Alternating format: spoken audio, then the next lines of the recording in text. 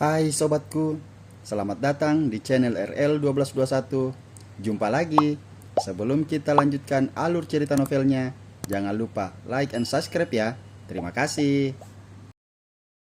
Bab 649 sampai dengan 651 tidak akan bertaruh pada sesuatu yang tidak pasti.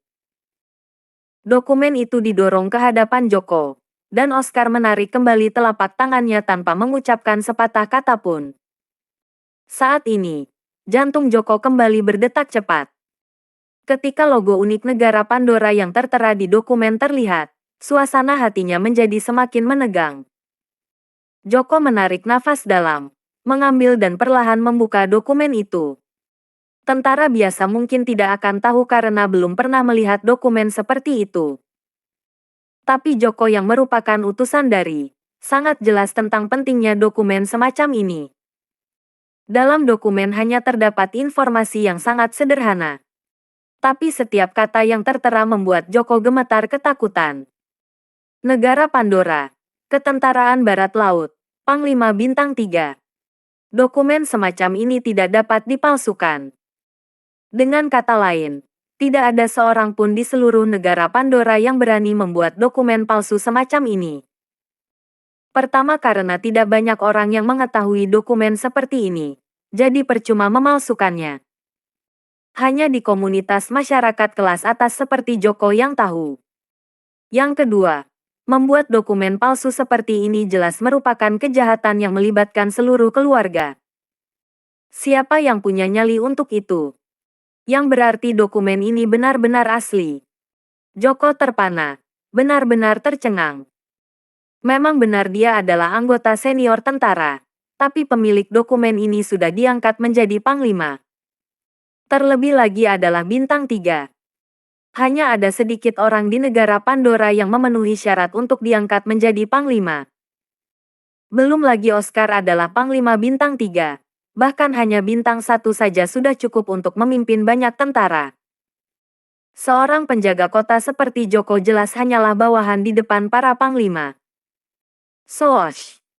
Joko meletakkan dokumen itu, lalu berdiri tegak, dan melakukan penghormatan standar militer kepada Oscar. Panglima. Joko berdiri tegak dan mengangkat telapak tangan untuk memberi hormat. Terlihat jelas bahwa suara Joko sedang gemetaran saat ini. Ada pandangan yang sangat rumit di matanya. Namun, Oscar tidak bangun untuk membalas hormat, melainkan dengan perlahan mengangkat kepala untuk melihat ke arah Joko. Menurutmu apa yang ingin aku buktikan dengan memperlihatkan dokumenku? Untuk membuktikan identitasku sendiri. Ketika Oscar menanyakan ini, Joko benar-benar terpana. Siapa yang bisa membuat Oscar, seorang panglima bintang 3 ketentaraan Barat Laut, mengikuti seperti anak buah? Selain sosok legendaris itu, Panglima Bintang 9 termuda, siapa lagi yang bisa melakukan itu? Joko akhirnya mengerti maksud Oscar.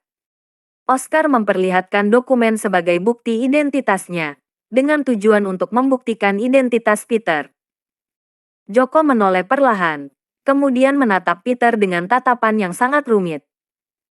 Saat ini, Peter sedang minum teh dengan tenang, seolah tidak tertarik dengan percakapan di antara Joko dan Oscar.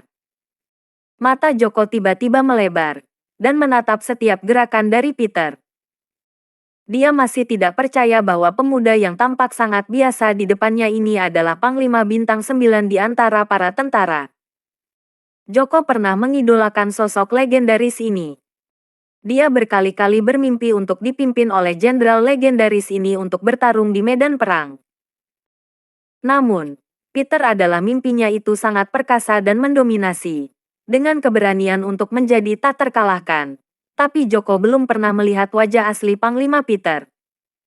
Dia tidak menyangka akan mendapat kesempatan untuk melihat Peter yang asli dalam hidupnya.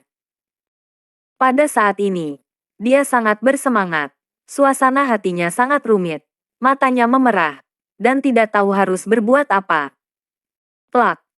Joko dengan paksa menekan semua emosinya, lalu berdiri tegak dengan postur militer yang sangat standar.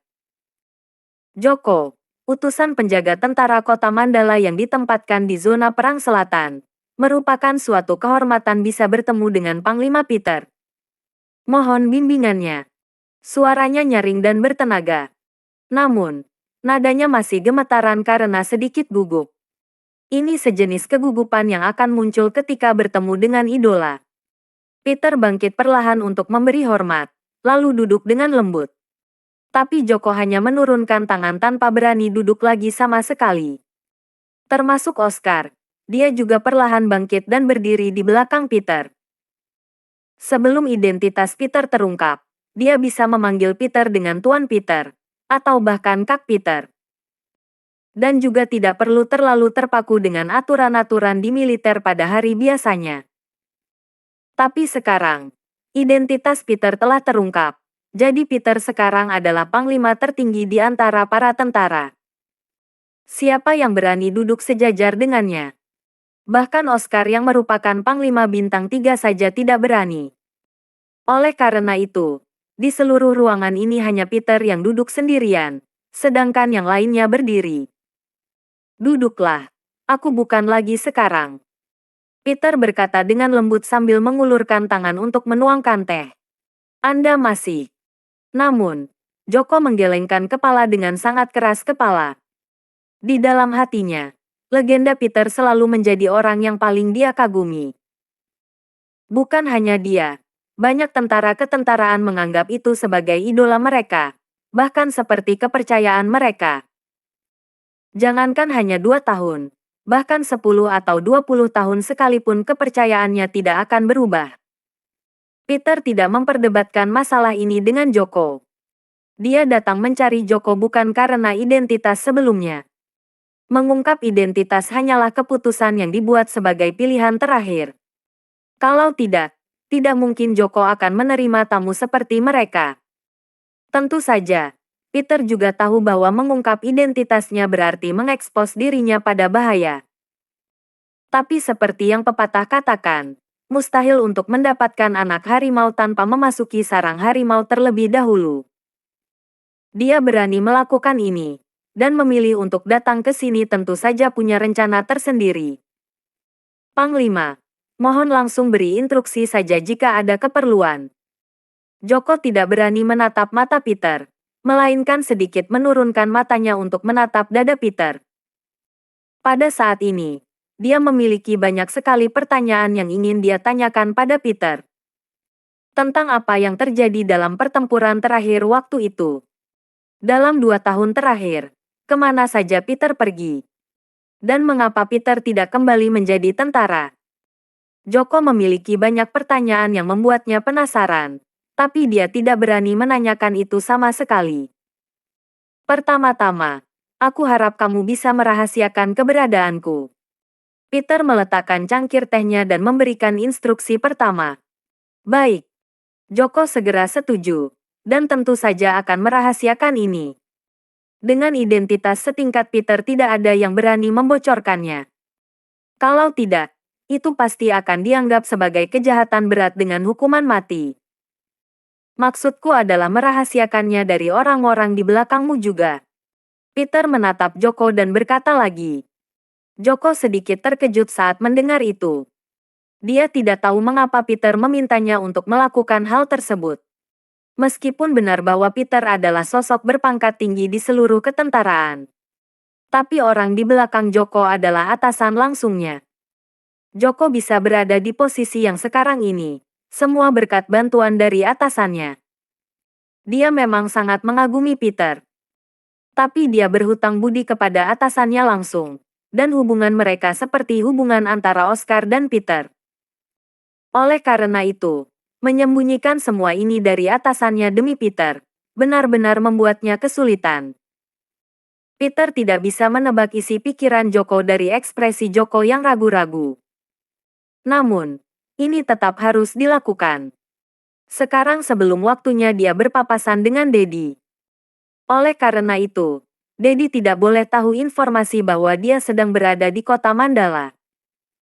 Jika tidak, Dedi mungkin akan mengirim pembunuh untuk membunuhnya sebelum dia bisa melakukan tindakan terhadap keluarga Nilo. Ada beberapa hal yang tidak kamu ketahui.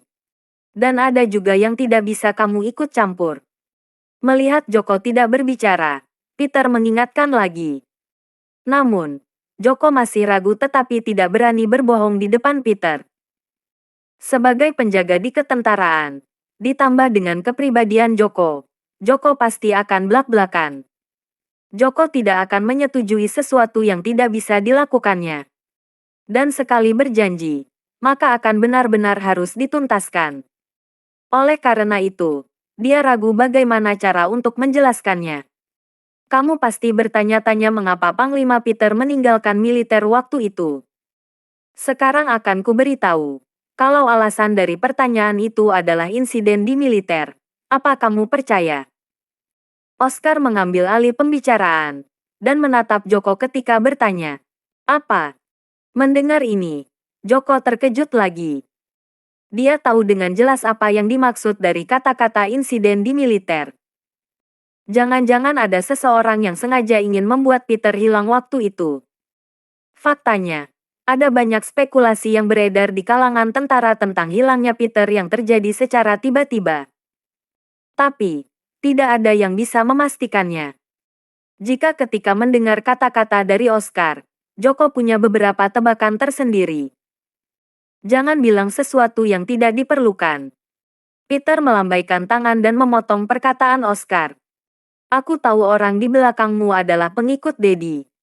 Mendengar kata-kata Peter, Joko menelan ludah beberapa kali. Dedi yang sebagai Panglima baru Ketentaraan Barat Laut, hanya sedikit orang yang tahu dan berani menyebut namanya. Kamu tidak perlu bertanya terlalu banyak. Aku hanya akan menanyakan satu pertanyaan. Antara Dedi dan aku, kamu harus membuat pilihan. Setelah selesai berbicara, Peter meminum habis teh di cangkir, lalu membalikkan cangkirnya sambil menunggu jawaban dari Joko. Maknanya sudah diekspresikan dengan sangat jelas. Jika Joko memilih Dedi, maka Peter akan segera pergi. Joko terdiam beberapa saat, dan akhirnya menggelengkan kepala. Panglima Peter, aku sangat menghormati dan memujamu. Tapi aku berhutang budi pada atasanku. Tanpa dia, tidak akan ada aku yang sekarang. Jadi, aku hanya bisa mengikuti atasanku. Joko menggertakkan gigi dan membuat pilihan yang sulit ini. Joko tahu dengan jelas tentang apa yang dirinya lakukan. Dirinya sudah menolak seorang Panglima Bintang 9. Hanya saja dia tidak bisa melawan hatinya sendiri. Baiklah. Peter sedikit mengangguk, dan sedikit rasa apresiasi melintas di kedalaman matanya. Kesetiaan Joko membuat Peter melihat akan bayang-bayang Oscar. Bukankah Oscar sama dengan Joko? Jika ada pilihan antara negara Pandora dan Peter, Oscar pasti akan memilih Peter. Oleh karena itu terdapat memahami suasana hati Joko. Hanya saja Oscar saat ini sangat khawatir. Identitas Peter telah terungkap. Dan Joko memperjelas tentang pilihannya yang berpihak pada atasannya sendiri. Dan atasannya adalah pengikut Dedi, yang berarti Joko telah memilih untuk berpihak pada Dedi. Dengan begitu, bukankah informasi tentang Peter akan segera sampai ke telinga Dedi? Apa yang harus mereka lakukan? Baik Oscar maupun Damian yang sangat khawatir. Mereka bahkan tidak bisa menahan diri untuk berpikir bahwa tindakan Peter sedikit impulsif dan sembarangan. Saat ini, ponsel Joko tiba-tiba berdering. Joko melirik Peter untuk meminta maaf, lalu melangkah ke samping untuk menjawab telepon. Halo Kak, Dokter Sony benar, ibu kita sakit lagi. Begitu telepon tersambung, suara menangis Wendy langsung terdengar di telepon. Apa? Joko tiba-tiba terkejut. Dokter Sony pernah mengatakan bahwa Dokter Ajaib Gunawan telah mengingatkan sesuatu sebelum pergi, yaitu tentang Nyonya Besar Wanda akan jatuh sakit lagi. Hanya saja Joko tidak menyangka akan tiba secepat ini. Cepat, suruh Dokter Sony hubungi Dokter Ajaib Gunawan itu. Joko sangat cemas dan berteriak di depan telepon. Kak, tidak terhubung. Nomor Dokter Ajaib Gunawan tidak bisa terhubung. Apa yang harus aku lakukan?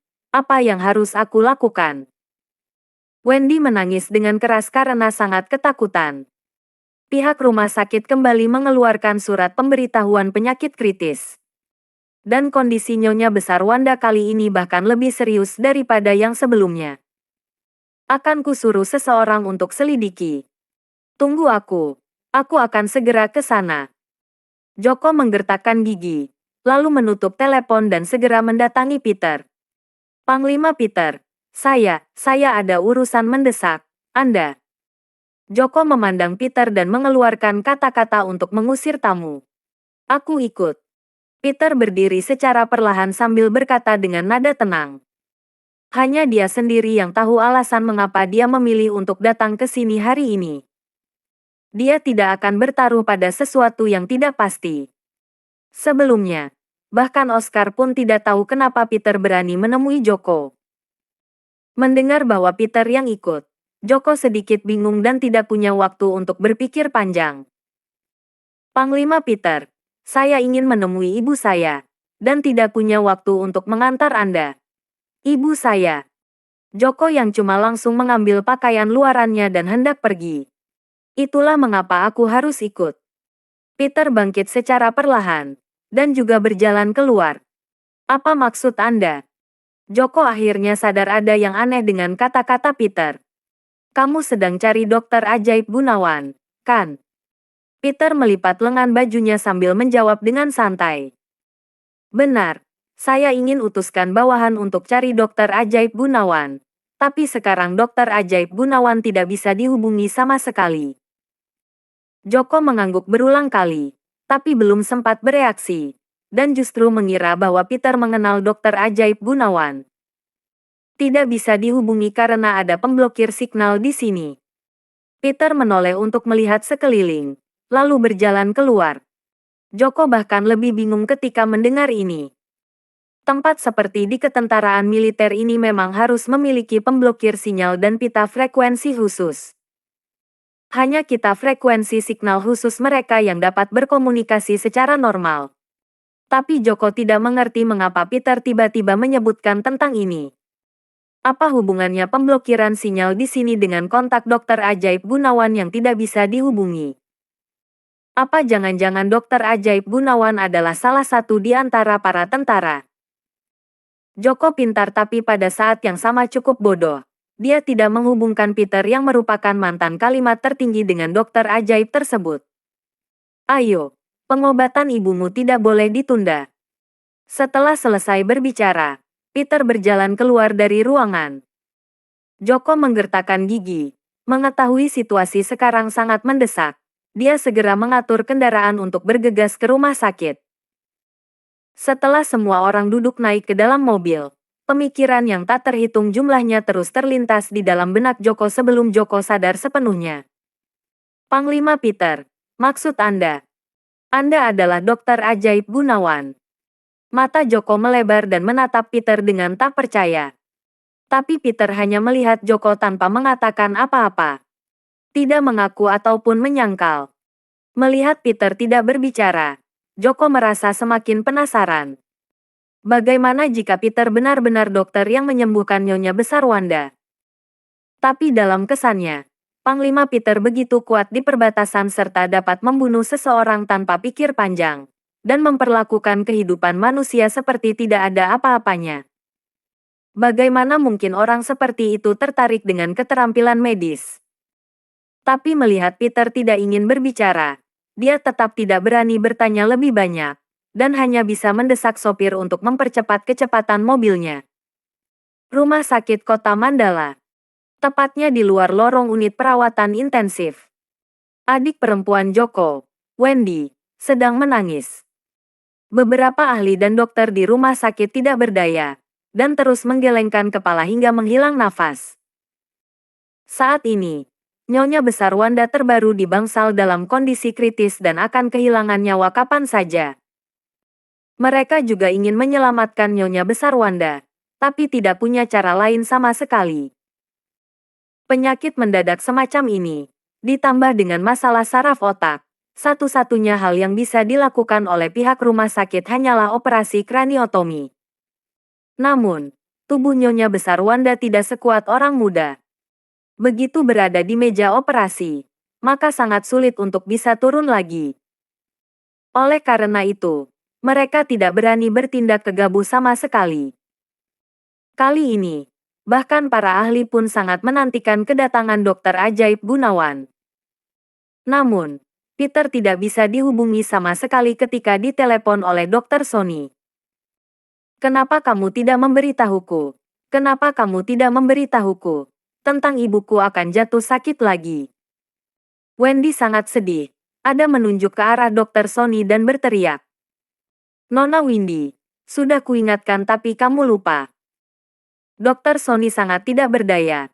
Peter mengatakan kepadanya bahwa jika penyakit Nyonya Besar Wanda ingin disembuhkan, maka perlu menemukan fokus dari penyakit ketika penyakit tersebut sedang kambuh dengan serius. Waktu itu, dia juga memberitahu Joko dan saudara-saudarinya tentang masalah ini. Namun, melihat Nyonya Besar Wanda pulih dengan baik, mereka benar-benar tidak memperhatikannya sama sekali. Tapi sekarang, sudah terlambat untuk mengatakan apapun. Nyonya Besar Wanda berada dalam bahaya, dan sangat cemas dengan Peter yang tidak dapat dihubungi. Apa yang harus aku lakukan? Apa yang harus aku lakukan? Wendy menjambakkan rambut dengan kedua tangan, dan air mata terus mengalir. Buk, buk, buk. Pada saat ini, terdengar suara langkah kaki di koridor. Joko mengikuti beberapa penjaga keamanan untuk bergerak ke sini. Sedangkan Peter dan Oscar, mereka berjalan dengan langkah yang stabil, tidak terburu-buru ataupun lambat. Panglima, maaf pikiran saya yang tidak cukup matang. Saya seharusnya tahu Anda pasti tidak akan bertaruh pada sesuatu yang tidak pasti. Sekarang, Oscar akhirnya mengerti segalanya dan menghela nafas dari lubuk hatinya. Menyelamatkan terlebih dahulu lebih penting. Peter tidak banyak bicara pada Oscar, kemudian mengikuti jejak Joko dan yang lainnya. Kak, aku masih belum bisa menghubungi dokter ajaib Gunawan. Apa yang harus kulakukan? Melihat Joko mendekat, Wendy menangis lagi. Tidak apa-apa aku sudah mengirim seseorang untuk mencarinya. Aku. Joko menepuk punggung Wendy, dan menghiburnya dengan lembut. Dokter ajaib Gunawan. Pada saat ini, Dokter Sony tiba-tiba berteriak.